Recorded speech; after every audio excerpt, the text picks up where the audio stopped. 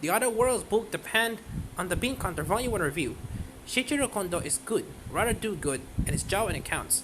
Work piles up, but outdrawn, he's accurate and conscientious. He's taken for granted by his bosses, and now he's almost 30.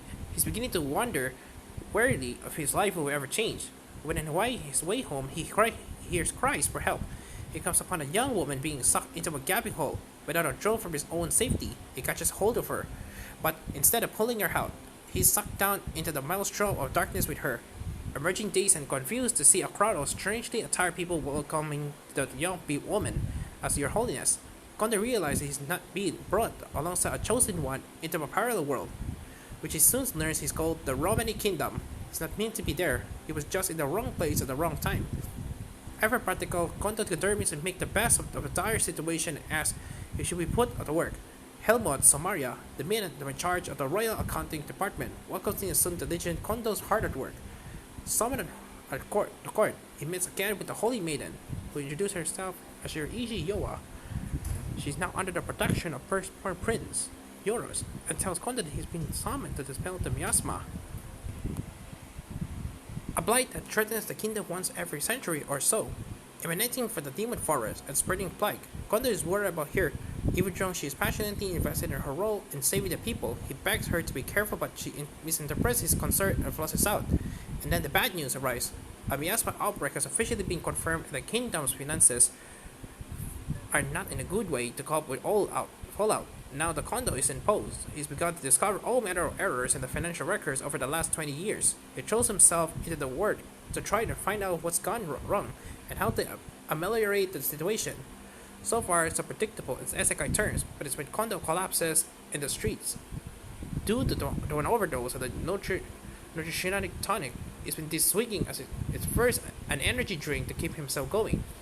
And the story takes a very different turn. He's found by the stern-faced knight captain, Sir Arish Indalark. He's been ordered to keep an eye on him. Arash is one of the elite Third Royal Order who wield magic. He has been scolding suspiciously at Kondo since the moment he tumbled into this world unannounced and unsummoned. Seeing how unwell Kondo is, Arash uses his magic to revive him, only to discover that his magic sets off a life-threatening fever and Kondo, who, of course, is not of the same world and whose physiognomy is not adapted to such treatments. It is too late for Kondo, or can the knight find a way to save his life? Based on a series of light novels by Yatsuki Wakatsu, the Other Worlds book depends on the Bean Counter could have proved to be just another variation of isekai theme, this time involving accountancy and abacuses. However, the light novelist has another theme bubbling to the surface, the fate series of feelings between Kondo and the third-faced knight, Arish Indalark. This is the first BL isekai of Comic Chronicles to be published in English translation, and the BL content is so minimal in these first chapters as to be hard to be clear. Also, to discuss the last chapter of this volume will be to give away too much of the plot at this stage, but suffice it to say that his volume has a teen rating. It's a question of what extent you choose to imagine what's happening between the panels and how you interpret what's happening for the mangaka's attractive drawings. Those who know will know, and those who don't notice will be done the wiser, I guess. This is the first work seen by Kazuki Irodori, and she has produced a real eye-catching manga adaptation of the light novels, based on a character designed by BL Josei mangaka Kika Ohashi. Her art is attractive and accomplished, drawing the reader in and making them care about the characters. No main feature is the overcrowded world of isekai. The solid pleased coloring scheme, blues and gray on the cover, artist and code is the color image at the front of the book. Kudos to the author and mangaka for neatly dealing with the language problem early on. Right off the bat, I thought it was strange how I could converse with everyone. Kondo observes, but it was as if everything I say and hear is being auto-translated, rather sweetly. The recons, his essential ability might be God's gift to him as an apology for dragging him into a parallel world.